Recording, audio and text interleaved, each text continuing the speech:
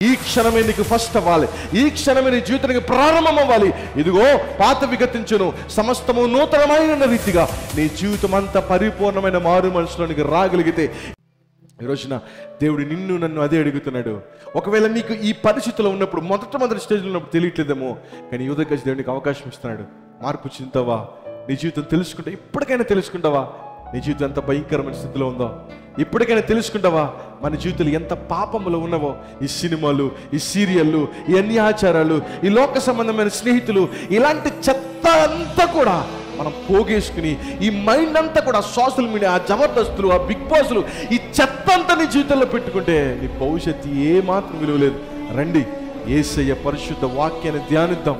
రండి, ఈ వాక్యాన్ని దివారాత్రములు ధ్యానించేవాడు తప్పక ధన్యుడిగా ఉన్నతమైన స్థితిలోకి వెళ్తాడని దేవునికి వాక్యం సెలవిస్తుంది. నువ్వు అన్ని చదువుతున్నావు, వాక్యం చదవట్లేదు. నీకు పరిశుద్ధ గ్రంథం నీ చేత ఉండట్లేదు. అన్నీ ఉంటున్నాయి, ఈ పరిశుద్ధ గ్రంథాన్ని నీ గుండెలుగా హత్తుకునే అనుభవం నీలో కనబడట్లేదు.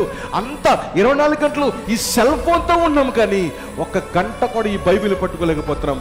ఈ బైబిల్ తలపోసుకుందాం, ఈ బైబిల్ని మన హృదయంలో నింపుకుందాం, వాక్య జ్ఞానంతో నింపబడదాం. అపోస్తలుడైన పౌలు గారు ఆయన మరణములో, ఆయన పునరుద్ధానంలో నేను సమాన భావం అవ్వడానికి నేను దేవుని జ్ఞానంతో నింపబడులాగున ప్రతి శ్రమలకు నేను సిద్ధపడుతున్నాను, ప్రతి శ్రమలలో నేను వెళ్ళడానికి ఇష్టపడుతున్నాను అని చెప్పిన రీతిగా ఈ రోజున మనము దేవునిలోని ఎదగాలి, దేవుని వైపు తిరగాలి, దేవుని వైపు రావాలి. మన పాత జీవితాన్ని, రోత జీవితాన్ని విడిచిపెట్టగలగాలి. ఇక్కడి నుంచి ఫ్రమ్ దిస్ టైం, ఈ సంవత్సరం నుంచి, ఈ దినం నుంచి, జనవరి 1 నుంచి మారిపోతాను, 31st నైట్ మొత్తం ఫుల్గా తాగేసి 1 నుంచి వదిలిపెట్టేస్తాను, ఇలాంటి డైలాగులు కాదు. ఈ క్షణమే నీకు ఫస్ట్ అవ్వాలి, జీవితానికి ప్రారంభం అవ్వాలి. ఇదిగో పాత విగతించును, సమస్తము నూతనమైన రీతిగా నీ జీవితం అంతా పరిపూర్ణమైన మారు మనసులోనికి రాగలిగితే, ఈ వాక్యముతో నింపబడగలిగితే నీ జీవితం ఇతరులకి గొప్ప ఇన్స్పిరేషన్గా మార్చబడిపోతుంది.